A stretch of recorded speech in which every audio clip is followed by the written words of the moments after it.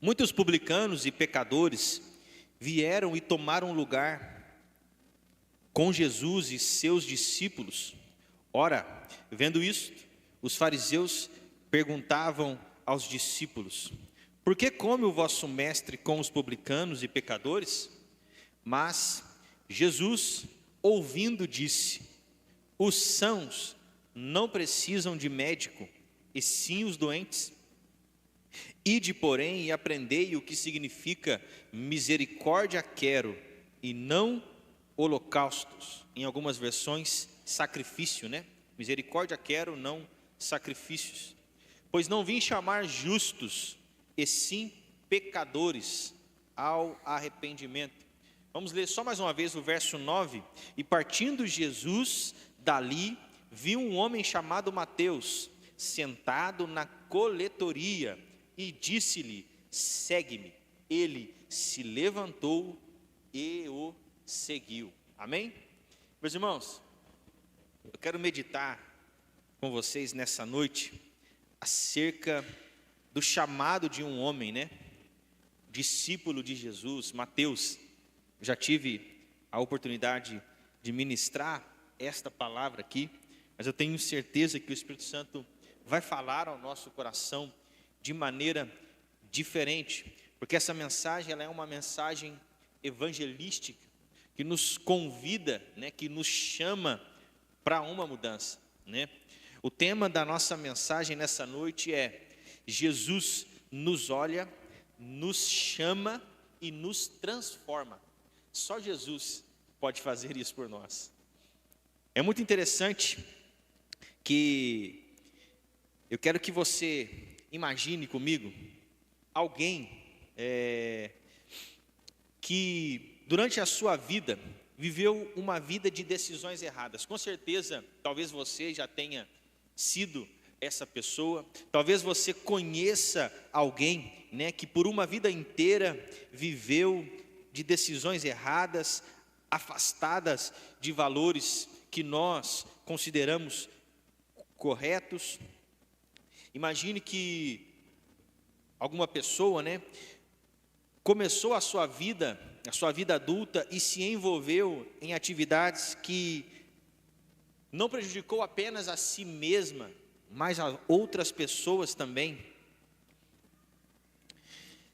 E que essa pessoa, por ter sido tão negligente com a sua vida, ela era tida por muitos como um fracassado, uma fracassada, até mesmo como alguém irrecuperável pela sociedade. Eu tenho certeza que você conhece alguém que fala assim: olha, eu sei que Jesus pode mudar a nossa vida, mas tal pessoa não tem jeito não.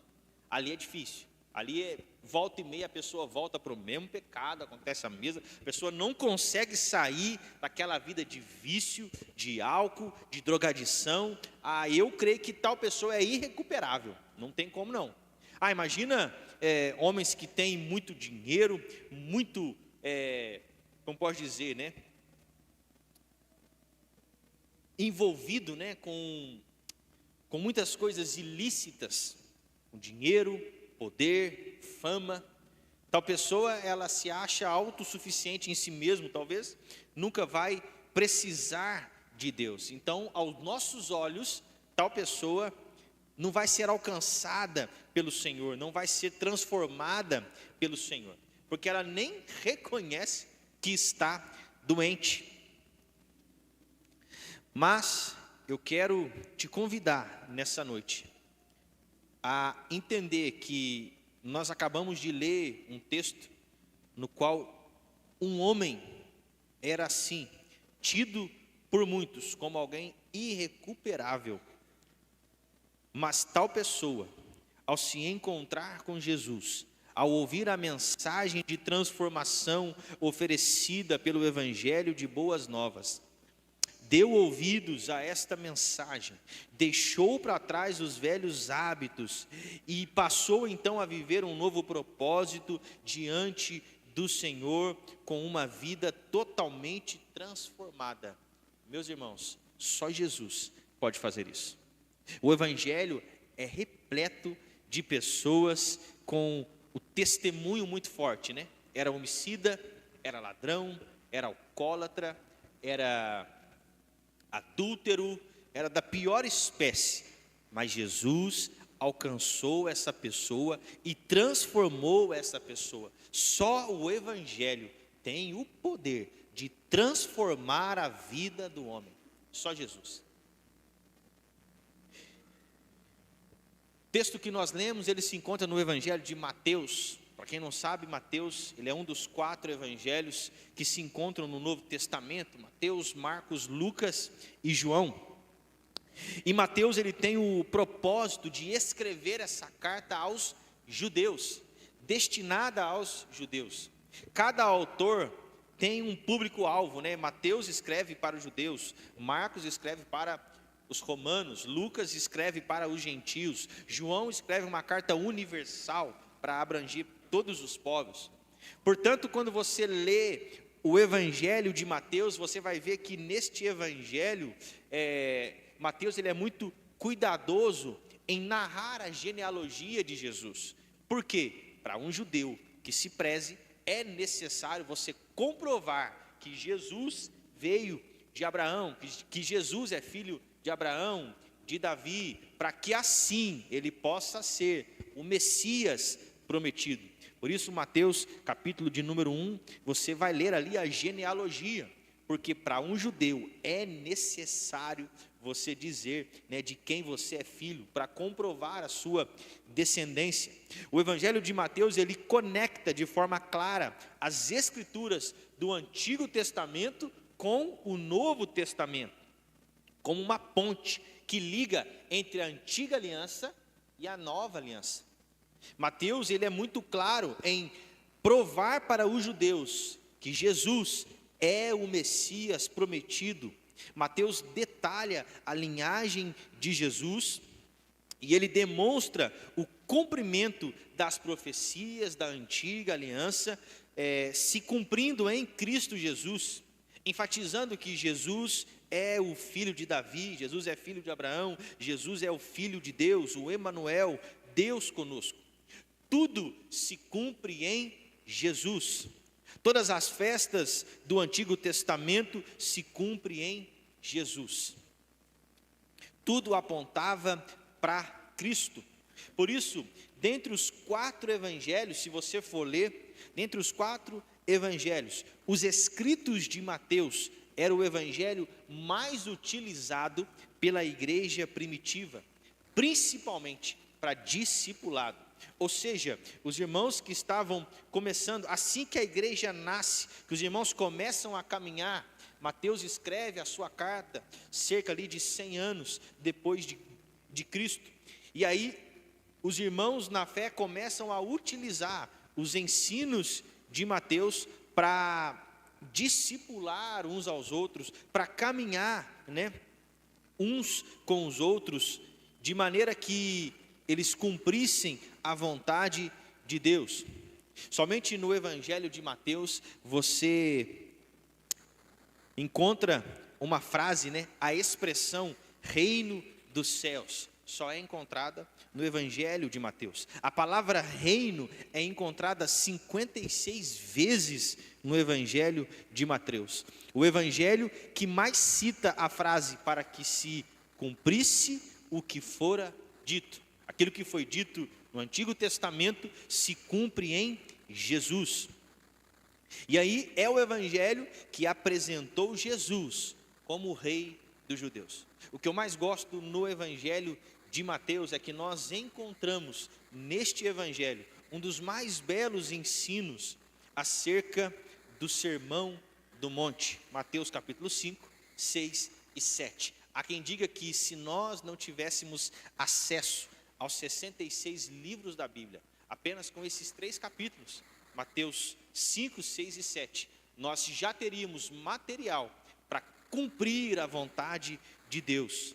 Tamanha é a riqueza que nós encontramos, né, no Sermão do Monte e entre outros ensinamentos contidos nesse livro. Tendo então, né, o panorama do Evangelho de Mateus, vejamos o texto que nós lemos, né? Jesus nos olha, nos chama e nos transforma.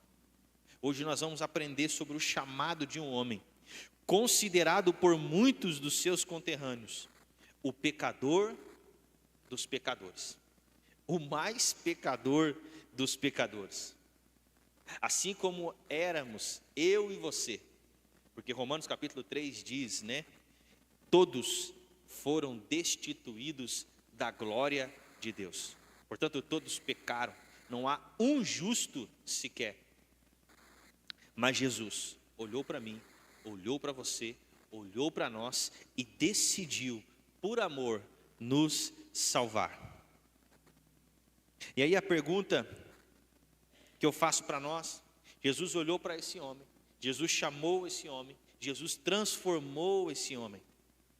E nós, como igreja, como nós temos olhado ou influenciado os pecadores? Nós temos atraídos os pecadores a Cristo, ou nós temos repelido, né, os pecadores? Qual é o nosso papel? Porque o texto diz que Jesus sentava e comia com publicano e pecadores. E para um judeu, sentar e comer significa comunhão.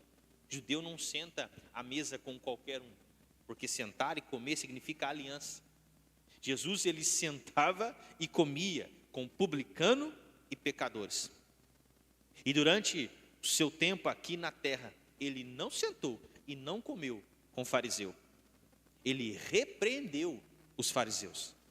Jesus, no próprio evangelho de Mateus, você vai encontrar um capítulo inteiro, Mateus capítulo 23, Jesus descendo a sarrafa nos fariseus, dizendo, ó, tá vendo eles? Não seja como eles. Porque naquela época, irmão, se você fosse querer olhar para alguém que fosse um exemplo de moral, alguém religioso, alguém que você julgasse santo, que buscasse a Deus, que orasse e jejuasse, certamente você olharia para um fariseu, jamais para um publicano, jamais para um pecador, porque publicano e pecador era pagão aos olhos dos judeus e de toda a classe. Mas Jesus repreendeu os fariseus e comeu com publicano e pecadores. Qual a nossa postura como igreja? Nós temos atraído os pecadores e repelido os fariseus? Porque muitas vezes parece que nós temos atraído fariseus e expulsando pecadores, quando na verdade o papel é inverso. Porque nós fomos chamados para influenciar. Nós somos sal da terra e luz do mundo. Ora, para que serve o sal? Se não for jogado na comida para temperar. Sal no saleiro, de nada adianta. A luz, se não for para iluminar, de nada adianta.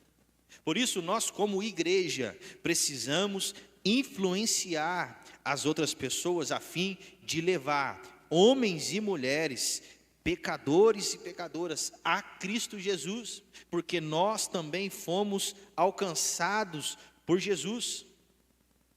Quem era Mateus? Mateus, também conhecido como Levi, né? O nome de Mateus também era Levi. E Levi lembra, né?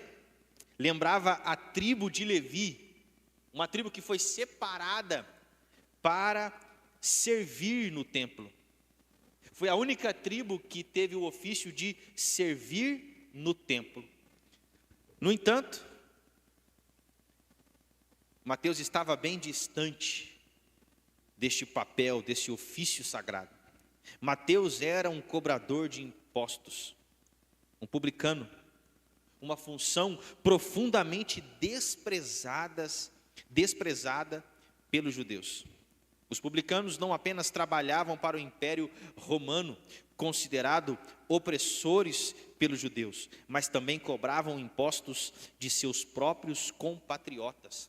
Esse trabalho, então, era visto como uma traição, pois representava uma aliança com os romanos em troca de lucro pessoal. Meus irmãos, eu quero que você entenda que nesse contexto, ser um publicano era coisa mais terrível aos olhos dos judeus. Se o judeu tivesse que sentar com Satanás ou um publicano, ele sentava com Satanás, mas não sentava com o publicano. Só para você entender o nível de ódio, de rancor que um judeu tinha para com o publicano. Por quê? Porque Israel era subjugada por Roma, que cobrava impostos pesados. E aí você já tinha que pagar impostos para Roma, o que não era legal. E aí você ter o seu compatriota, o seu irmão judeu, seu irmão na fé, se tornar um servo de Roma e passar então a cobrar impostos. Só que entenda, esse ofício, ele era um ofício ilegal. Por quê? Porque Roma determinava, o imposto de Roma é tanto, acima disso você pode cobrar o quanto você quiser. E muitos publicanos se enriqueceram às custas do povo, porque eles cobravam impostos pesados a mais para o seu lucro pessoal. Portanto, a palavra publicano, para alguns judeus eram cães públicos. Era a pior classe que existia na face da terra. Os publicanos arrecadavam impostos em quase tudo, da pesca, das colheitas, de propriedades, e tinham a liberdade, mais uma vez, de cobrar taxas extras para o seu próprio benefício. Por isso eles eram vistos como corruptos, pecadores. E como é ruim, irmãos, você pagar imposto, pagar absurdo de imposto. O nosso país mesmo é o país que mais paga imposto. E não tem, de volta, uma educação de qualidade, enfim. Mas é algo pesado, porque quantas famílias deixaram de comer por conta de impostos indevidos? Quantas pessoas tiveram talvez a sua vida ceifada porque não tinham dinheiro para procurar um médico? Portanto, um publicano não poderia sequer entrar numa sinagoga. Um publicano não poderia buscar a Deus na sinagoga. Eles eram tratados da mesma forma como os pagãos, como os impuros, colocados na categoria de ladrões. Para um judeu era permitido, segundo a lei deles, segundo a tradição, mentir para um publicano. Se fosse para um publicano, você poderia mentir e não tinha culpa nenhuma. Tamanha era o nível, de entendimento que eles tinham, que um publicano era o próprio diabo mesmo, Assim, o desprezo por Mateus e seus colegas foi generalizado, tornando-se um verdadeiro pária social. Agora note, irmãos, um publicano, ele não era visto como um pária social apenas pelo judeu. Os próprios romanos enxergavam os publicanos dessa forma, porque se tal pessoa foi capaz de trair os seus próprios irmãos, que é digno de quê esse cara? Nem os romanos enxergavam um publicano como alguém digno.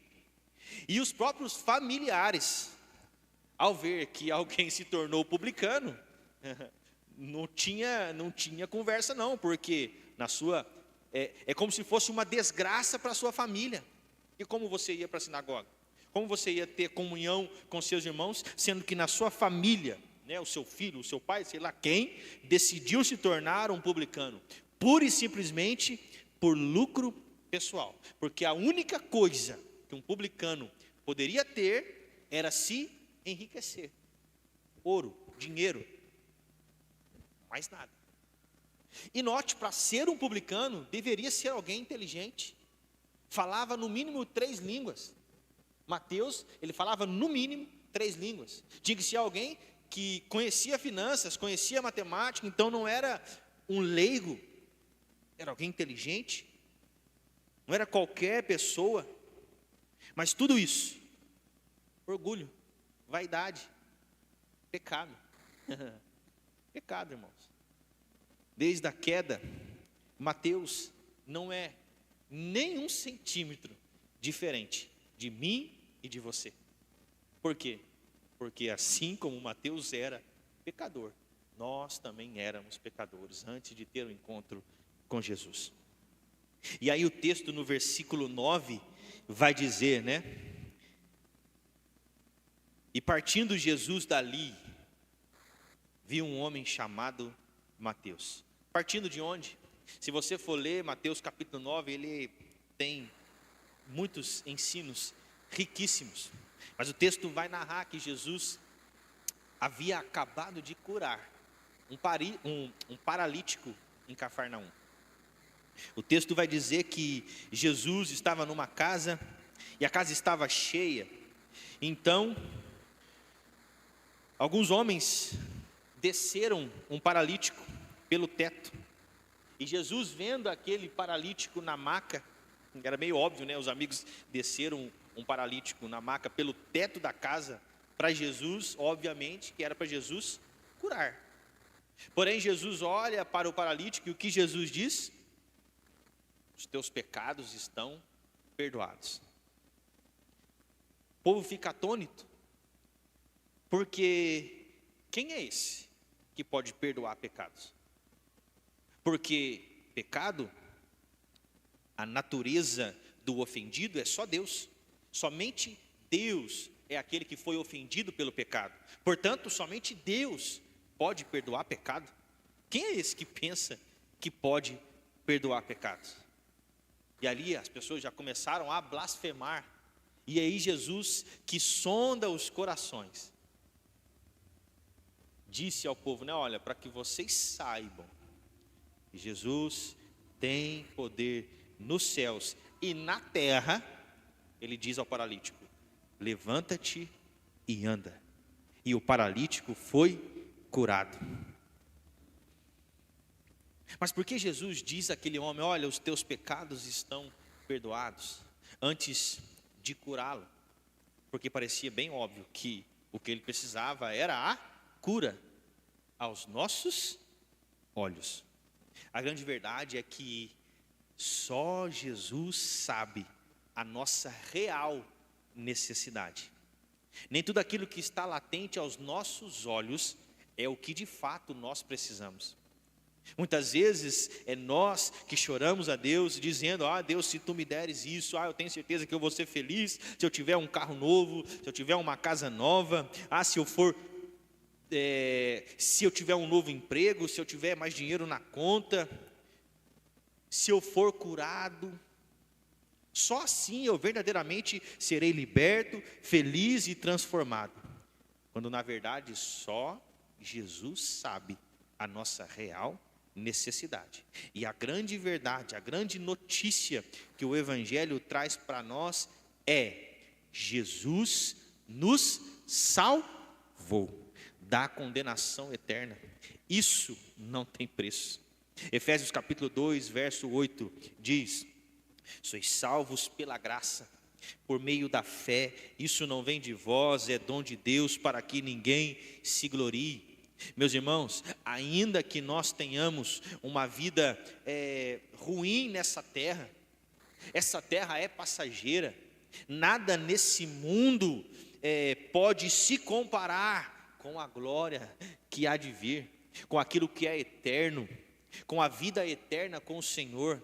Muitos evangelhos, evangelhos que pregam por aí, diz que a melhor vida que você pode ter é prosperidade nessa terra, é ter o melhor dessa terra, é comer o melhor dessa terra. Isso é promessa de Deus? Sim, irmão. Deus pode fazer com que a gente coma o melhor dessa terra, Deus pode fazer que a gente tenha riqueza é dom, não tem nenhum problema, mas a grande verdade é que o nosso coração não pode estar nessas coisas. O nosso coração tem que estar em Jesus. Por isso o apóstolo Paulo diz, olha, eu sei o que é passar fome, eu sei o que é estar nu, eu sei o que é comer bem, eu sei o que é estar vestido bem, mas em todas as coisas eu sou mais do que vencedor em Cristo Jesus, porque tudo o que nós precisamos está em Cristo, não está nessa terra, e nem o que essa terra pode nos oferecer. porque nós temos uma eternidade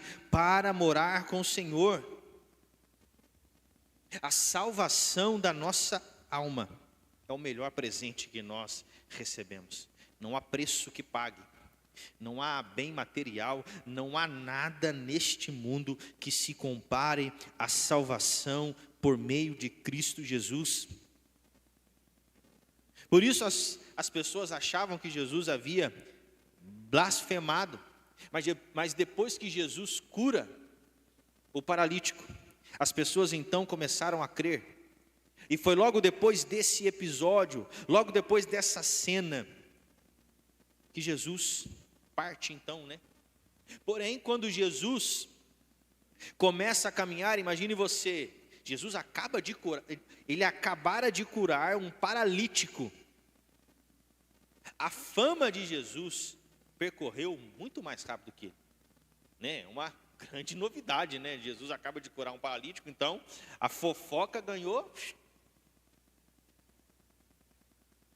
proporção muito grande. A fama de Jesus percorria toda a cidade. Aonde Jesus passava, as pessoas já sabiam quem era Jesus. Por quê? Porque ele havia acabado de curar um paralítico.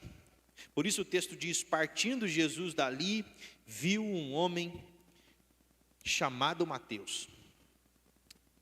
E eu gosto muito dessa parte que diz, né? Partindo Jesus, em algumas versões, caminhando Jesus, passando Jesus, indo de encontro. E todas as vezes que você for ler a Bíblia, você vai ver que na onde Deus passou, na vida de alguns homens, tais homens foram transformados. Quando Jesus passa na vida de Abraão e chama Abraão, Deus abençoa Abraão, dizendo: em ti serão benditas todas as famílias da terra. Quando Deus passa por Moisés, Deus levanta Moisés e faz com que Moisés liberte o povo no Egito com braço forte. Quando Deus vai à casa de Jessé, né, pai de Davi, Deus levanta Davi e unge Davi como rei. Deus passa por muitos profetas do Antigo Testamento e levanta homens e mulheres para cumprir a vontade dele. E não foi diferente na minha e na sua vida. Jesus passou na minha casa, no meu pior momento, numa vida de drogadição e numa vida perdida. E Jesus me encontrou. Na onde você estava quando Jesus passou por você? Em uma vida adúltera, de vícios, de pecados, ou até mesmo, né, afundada no seu egoísmo, vivendo segundo a sua vontade, porque viver em pecado é isso, irmão, é viver para si mesmo, é viver para o seu eu, é fazer a sua vontade. Mas teve um momento em que Jesus passou na minha vida e na sua vida. E quando Jesus passa pela nossa vida, irmão, aquele que ouve é transformado. E se nós estamos aqui nessa noite, se você está aqui nessa noite, é porque Jesus passou na sua vida e te chamou. Não é coincidência, é cristocidência. Se você está aqui, foi porque Jesus passou por você. Porque note, o texto que nós lemos, o personagem principal é Jesus. A obra, a salvação, ela é uma obra exclusiva de Deus. Ao contrário de todas as religiões do mundo que vão ensinar o que o homem tem que fazer para buscar a Deus e ser aceito por Deus, o Evangelho vai nos ensinar o que Deus fez pelo homem. O Evangelho é um Deus indo atrás do homem, resolvendo salvar o homem, intervindo na história da humanidade, enviando o seu único Filho, para que todo aquele que nele crê não pereça, mas tenha a vida eterna. Glória a Deus, aleluia. É esse Deus que nos ama, é esse Deus que te ama, é esse Deus que passou na sua vida, é esse Deus que sabe o seu pior momento, é esse Deus que conhece a sua pior versão, as suas mazelas, o seu coração, mas Deus te conhece antes mesmo de você nascer e te chamou pelo nome, aleluia, e é esse Deus que nos transforma por completo. Eu gosto muito de pensar, irmãos, aonde eu estaria se o Senhor não tivesse me alcançado. Eu digo com toda certeza no meu coração, tenho certeza que não estaria mais aqui, vivendo uma vida perdida, drogas e bebedeiras. Não, onde eu estaria se não fosse o Senhor? Eu tenho certeza que você também, só tu sabe, né, a vida que você estava vivendo, as escolhas que você estava fazendo. Mas talvez alguém aqui entre nós pense, não, mas eu não tinha uma vida assim não. Até que eu fui um bom menino, um bom rapaz, uma boa moça, obedeci os meus pais, fui ao colégio, à faculdade, fiz escolhas certas, me casei bem, estou aí. Eu creio que eu serei salvo. Afinal de contas, eu não fiz escolhas erradas. Deixa eu te falar uma coisa, não são as suas boas obras que te salvam. A Bíblia diz que as nossas boas obras são consideradas como trapo de imundícia para Deus. Então não é as nossas boas obras que vão nos salvar. Só há uma verdade que nos salva. Só há um caminho que nos salva. Só há uma pessoa que nos salva. É Jesus. E o que nós temos que fazer? Crer. É crer mais guardar o sábado. É crer mais não comer carne de porco. É crer mais ir à igreja todo dia. É crer mais um conjunto de regras. Não, é crer em Jesus. Ponto. Sois salvos pela graça por meio da fé em Cristo Jesus. Não é Jesus mais alguma coisa. Somente Jesus nos salva. É reconhecer o sacrifício vicário de Cristo Jesus na cruz. Que Ele morreu no meu lugar, no seu lugar. E o sangue de Jesus que nos justifica e nos purifica de todo pecado. É Jesus, irmãos. É Jesus. É claro que as obras não é a causa, as boas obras não são a causa da nossa salvação, mas certamente as boas obras serão as consequências da nossa salvação. Nós não somos salvos pelas boas obras, mas nós somos salvos para as boas obras, que é totalmente diferente. Alguém que é encontrado por Jesus, alguém que é transformado por Jesus, há uma mudança radical. E nós vamos aprender nesse texto. Você literalmente sai da morte para a vida, quando você tem um encontro com Jesus. Então, Jesus passou e foi ao encontro de Mateus. Então note aí os verbos, né? Jesus passou, porque o verbo denota ação, né? E logo depois Jesus viu. Quem viu? Jesus, irmão. Entenda, não somos eu e você que fazemos algo para ser salvos pelo Senhor. Não é eu e você que fomos até o Senhor, não é eu e você que vimos ao Senhor. Jesus veio até nós, Jesus nos viu primeiro. É Ele quem vê, foi Ele quem viu Mateus, foi Ele quem nos viu. A obra de salvação, ela é uma obra exclusiva de Deus. Agora note, apenas Jesus pode ver o que ninguém pode ver. Jesus te viu nesta noite, Jesus viu o seu coração. Jesus não olha como nós olhamos. Sabe por quê? Porque o nosso olhar, ele é tendencioso. Meu irmão, imagine a pessoa mais santa que você quiser, porque homens são referência para nós, e nós podemos olhar para os homens como referência, mas somente Jesus é o padrão. Porque se você olhar para homens, você pode se frustrar. Se você olhar para o pastor uma hora pode te frustrar. Mas se você olhar para o autor e consumador da nossa fé, que é Jesus, você não vai se frustrar. Eu não consigo entender porque pessoas que durante a caminhada cristã acontece alguma coisa na igreja, uma desavença, alguma coisa, a pessoa deixa a igreja, deixa de caminhar. Aí eu te pergunto, quem morreu por você, irmão? Foi alguém da igreja? Foi algum irmão? Quem morreu foi Jesus, e Jesus nunca nos abandonou. Por isso você não deve abandonar a igreja. Eu não digo que não precisa ficar preso em alguma igreja, mas não abandone Jesus.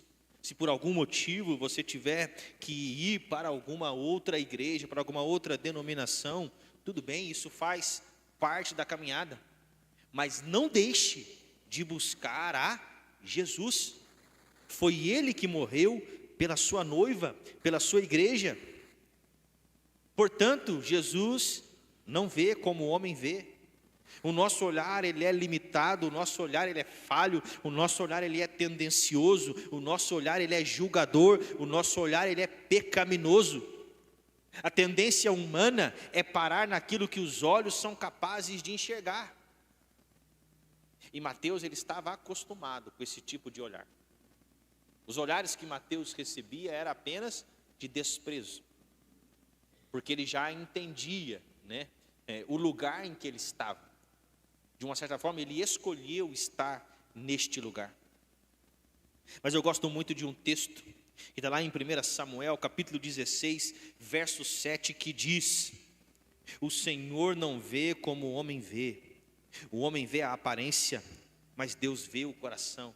Quantos de nós já não viu aquele texto, na onde Samuel é levantado para ungir o novo rei de Israel, Davi? Porém, quando Davi chega à casa de Jessé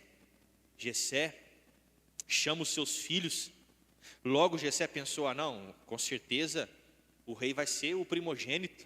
Ele é o maior, ele é o mais forte, é o vigoroso. Quando Samuel olha para ele, fala, realmente deve ser esse aí o novo rei. Mas quando Samuel olha, Deus fala, olha, não, Samuel. Deus fala para Samuel, você vê apenas o que o homem vê. Você vê apenas a aparência. Deus vê o coração. E aí, Deus manda Samuel, chama os outros filhos. Aí vai entrando filho, vai entrando. Samuel pergunta, acabou os filhos aí? Não tem mais? E Jessé fala, não, tem mais um. O pastor de ovelhas, o que naquela época era considerado, né, um ofício ralé. Pastor de ovelhas lá, Davi, chama ele, o pequeno, o menor da casa. E quando Samuel vê Davi, Deus fala, é esse aí que você vai ungir como rei. Porque o Senhor vê de forma diferente. O Senhor vê o nosso coração. Talvez o mundo olhe para mim e para você e fala, não vai dar em nada. Quem é esse aí para pensar que pode pregar? Quem é essa pessoa aí que pode pensar, que acha que pode servir na igreja? Quem é essa pessoa que acha que pode tocar? Acha que pode cantar? O Senhor vê como ninguém vê. Talvez o mundo fale isso aí, eu não aposto nada. Deus olha e fala, isso aí eu dou tudo. Por quê? Porque Ele nos capacitou com seu Espírito Santo. E somente o Senhor pode nos fazer andar em lugares altos, poder cumprir a soberana vocação para a qual Ele nos chamou, capacitados pela sua presença, porque a Bíblia diz que tanto o querer quanto o efetuar é o Senhor que coloca em nós. Irmãos, isso é maravilhoso, é saber que não é na força do seu braço que você pode alguma coisa. Não é na força do seu braço que você vai conseguir algo, mas é na dependência do Senhor. É Ele que pode fazer aquilo que você nunca imaginou. Deus pode fazer. A Bíblia diz que Ele pode fazer infinitamente mais de tudo aquilo que nós pedimos ou pensamos. Eu não sei qual é o sonho que está no seu coração, o desejo que está no seu coração, mas uma coisa eu te digo, se está alinhado à vontade do Senhor para a sua vida, vai se cumprir. porque a última palavra é do Senhor. Muitas vezes o nosso erro é traçar planos, fazer planos e falar: Deus, abençoa o que eu fiz aqui. Quando na verdade nós temos que buscar entender qual é a vontade de Deus. Orar buscando entender: Pai, aonde o Senhor quer que eu vá? Pai, o que eu tenho que fazer? Qual é o próximo passo? Me faça ser como Moisés, ó Pai. Se o Senhor não for comigo, eu não movo um passo. O que eu tenho que fazer? Me faça, Pai, entender a vontade do seu coração. Qual é o desejo do teu coração? Eu quero, ó Pai, te agradar. Essa deve ser a nossa oração diante do Senhor. E o que Jesus viu, assim como Jesus viu Mateus atolado em seus pecados, Ele nos viu. Ele te viu, Ele me viu, e nós estávamos perdidos, desamparados, cegos, órfãos, seguindo as nossas próprias vidas, as nossas próprias vontades, levado por todo engano. Éramos por natureza inimigos de Deus, mas Jesus nos viu.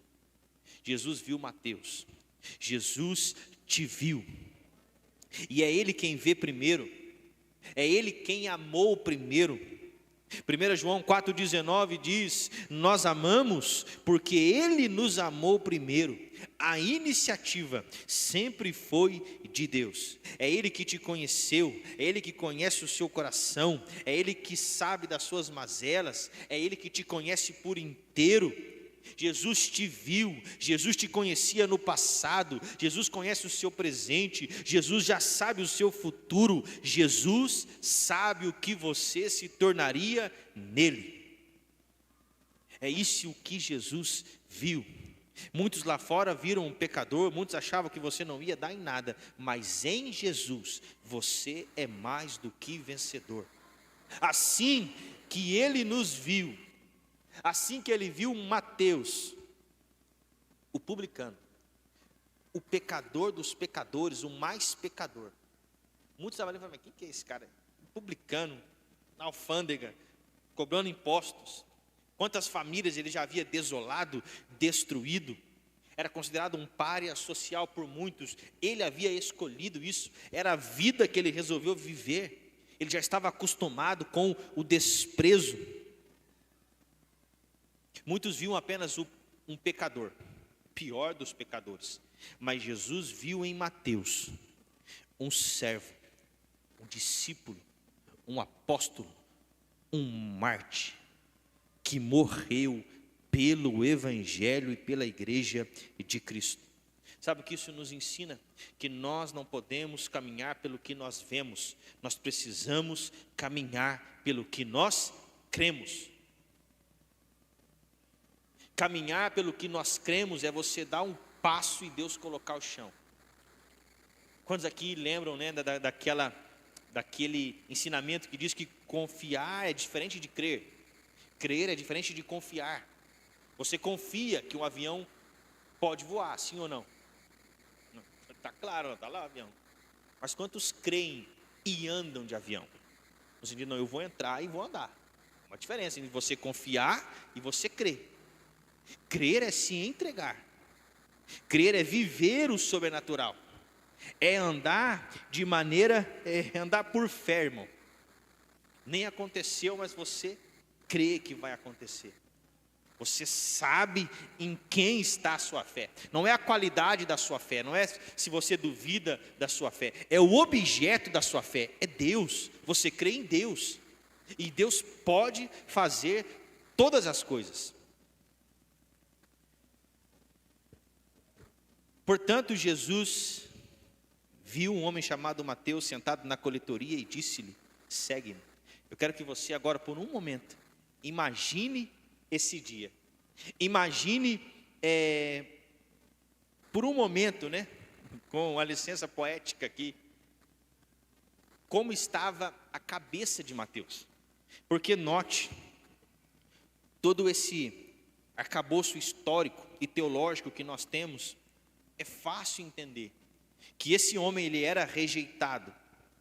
Imagine que no dia em que Jesus chamou Mateus, Mateus se levantou, era apenas mais um dia comum, e como de costume, ele iria para a coletoria, para a alfândega, cobrar imposto, mais um dia de trabalho.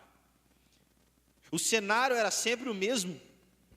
Mateus estava acostumado com o desprezo, com a raiva estampada nos rostos dos judeus, que passavam olhares que expressavam o desdém, a rejeição. Mateus sentia isso diariamente. Era um ambiente carregado de hostilidade, um lembrete constante de que ele não era bem-vindo. Esse era o cenário, essa era a vida cotidiana de Mateus. Eu quero que você pense que talvez, por algum momento, talvez algum dia, passou na cabeça de Mateus a ideia, cara, eu vou abandonar esse serviço, porque eu não tenho amigos, nem meus familiares me querem, sou considerado um traidor pelos meus irmãos, não posso ir à igreja, não tenho comunhão, não tenho amigos, nem os romanos me consideram alguma coisa, porque eu sou um traidor. Cara, acho que eu vou largar isso, eu acho que não tem dinheiro que pague isso aqui não. Talvez Mateus tivesse pensado em abandonar esse ofício, mas a grande verdade é quem estenderia a mão para um publicano? Quem ajudaria um traidor, um ex-publicano? Alguém que havia coletado impostos e muitas vezes explorado as pessoas e as suas famílias. Quantos pães deixaram de ir à mesa de uma família? Quantas crianças deixaram de comer? Quantas famílias não foram afetadas por essa extorsão de um publicano? Portanto, a confiança era um luxo que Mateus certamente não tinha. Mas naquele dia, aparentemente comum, algo extraordinário aconteceu. Porque Jesus, o Filho de Deus, caminhava por aquelas ruas. E note, irmãos, a fama de Jesus percorria toda a cidade. Assim como os vários coletores de impostos que estavam ali conheciam Jesus, Mateus também sabia quem era Jesus. Mateus sabia o que Jesus havia feito. E aí, ao contrário de todos que evitavam Mateus, ignoravam Mateus, Jesus faz algo diferente. Jesus resolve se aproximar de Mateus. Jesus resolve caminhar e chegar em direção a Mateus, que estava ali sentado, talvez todo abismado, pensando, o que esse cara está vindo aqui? E aí, Jesus chega com um olhar manso, com um olhar de compaixão. Jesus olha para Mateus, porém o olhar agora era diferente. Não era um olhar de desprezo, não era um olhar de raiva, não era um olhar de rejeição, não era um olhar de desdém. Era um olhar do Filho de Deus, de compaixão, de graça, de amor. Eu creio que só com a presença de Jesus e com o olhar de Jesus, Mateus já se sentiu constrangido. Eu acho que só o olhar e a presença de Jesus, acho que Mateus já tinha se arrependido, porque a presença de Deus, ela nos constrange. E aí Jesus chega para Mateus não com desprezo, mas com um convite transformador, sem palavras de condenação. Esse é o nosso Senhor, né? Esse é Jesus. Eu lembro também da mulher adúltera, né? Que estavam lá para apedrejar, e Jesus fala, mas quem não pecou, que atire a primeira pedra. Jesus vira para ela, ó, ninguém te condenou, também não te condeno. Jesus nos ama e nos chama para sermos transformados. Jesus olha para Mateus, não com desprezo, mas com amor, e faz um convite transformador, sem palavras de condenação, mas com um chamado repleto de esperança e transformação. Jesus diz para Mateus, Mateus, siga. Meus irmãos, O chamado de Jesus para Mateus vai além de um siga-me. Naquele contexto, o siga-me significa, na verdade, venha para perto de mim, venha comigo, acompanhe-me no meu caminho, junte-se a mim como um discípulo, porque quando um mestre convidava alguém para o seguir, aquela pessoa, a partir de então, se tornaria uma sombra de Jesus, caminharia com Jesus por onde quer que ele fosse, aprenderia com Jesus, se tornaria literalmente um discípulo de Jesus. Jesus está convidando a Mateus a se mover e a seguir o mestre por onde ele for, porque Jesus o chamou, e quem chama, chama para perto. Jesus chamou Mateus, Jesus te chama, Jesus nos chama. A pergunta para nós é: quanto tempo Jesus está te chamando? Talvez uma mistura de sentimento invade o coração de Mateus. Muitas vezes as palavras que ele ouvia eram de ofensa, de desprezo. Ele não recebia convites, só xingamentos. Ele não recebia palavra de amor, só palavras duras. Mas quem era esse homem que não demonstrou raiva, não demonstrou desprezo, antes estendeu a mão, ofereceu uma oportunidade? Esse homem é Jesus, o mesmo que te encontrou, o mesmo que me encontrou, Jesus. E o Evangelho de Mateus, quando fala que Mateus se levanta, que Mateus se levantou, a palavra do grego ali, irmão, a tradução do grego para se levantou ali, note, também é usado para ressurreição. Em outras palavras, o ato de se levantar não foi apenas uma mudança física de local. Mateus se levanta da morte, Mateus se levanta de uma vida de pecado, Mateus se levanta de uma vida de drogas, de vício, de adultério, de uma vida de egocentrismo, de uma vida de orgulho, de vaidade. Mateus se levanta do pecado, da morte, para a vida, para a graça, para a transformação, para a regeneração. Mateus se levanta da morte para a vida. O ato de se levantar foi literalmente uma transformação radical. Mateus talvez deve ter olhado para Jesus, né? Assim como a canção que a gente louvou aqui, né? Olhou para Jesus, mas que olhar é esse maravilhoso? Que olhar é esse admirável? Talvez Mateus tenha pensado assim: cara, o que eu tenho? Eu tenho muito dinheiro, eu tenho ouro, mas nada disso se compara com a presença que eu senti, com o amor que emanou dentro de mim, com esse olhar que me olhou, com esse chamado que me chamou. Mateus se levantou, e ao se levantar, Mateus deixou para trás toda uma carreira de coletor de impostos e se transformou em um discípulo de Jesus. Agora, em vez de explorar os outros, ele se tornou um portador das boas novas de esperança, levando a mensagem do Evangelho, contribuindo de uma forma vital para a igreja. Assim como Jesus ofereceu a Mateus uma oportunidade de transformação, ele continua batendo na sua porta, te chamando, dizendo: olha, você quer ser transformado? Jesus está te chamando. A pergunta para nós é: aceitaremos o convite do Senhor? Fique de pé para parecer que está acabando. Vamos orar e louvar ao Senhor. Eu quero que você feche os seus olhos. Eu quero que o Espírito Santo possa ministrar ao seu coração, que você possa dar vazão ao Espírito Santo. que essa mensagem possa achar morada no seu coração. Pai, nós queremos te agradecer por essa palavra.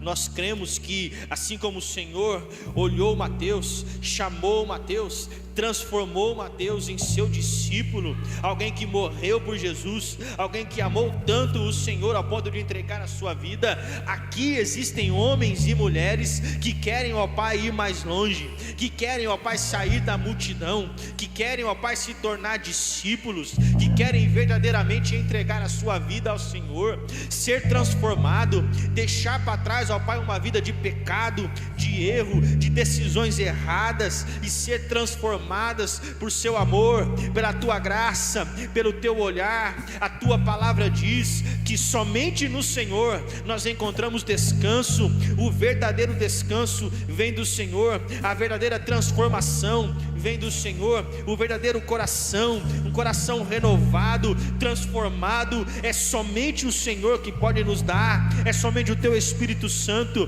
que pode nos transformar de dentro para fora, nos fazer um vaso novo, nos fazer, ó Pai, um homem novo, uma mulher nova diante do Senhor, vivendo agora não para as nossas vontades, mas sacrificando a nossa carne, sacrificando o nosso eu. Nós vivemos em novidade de vida, vivemos debaixo, ó Pai, da tua palavra, vivemos, ó Pai, debaixo da sua soberana vocação, para a qual o Senhor nos chamou, homens e mulheres, sendo um instrumento nas mãos de Deus, para impactar essa cidade, para impactar esta nação, para ser uma igreja, ó Pai, segundo a sua vontade, sendo luz do mundo, sal da terra. Foi para isso, ó Pai, que o Senhor nos chamou, é para isso, ó Pai, que o Senhor tem chamado a tua igreja. Nós sabemos, ó Pai, que grande é a seara, poucos são os trabalhadores, mas nós cremos, ó Pai, que o Senhor está levantando discípulos, o Senhor está levantando homens e mulheres segundo o seu coração,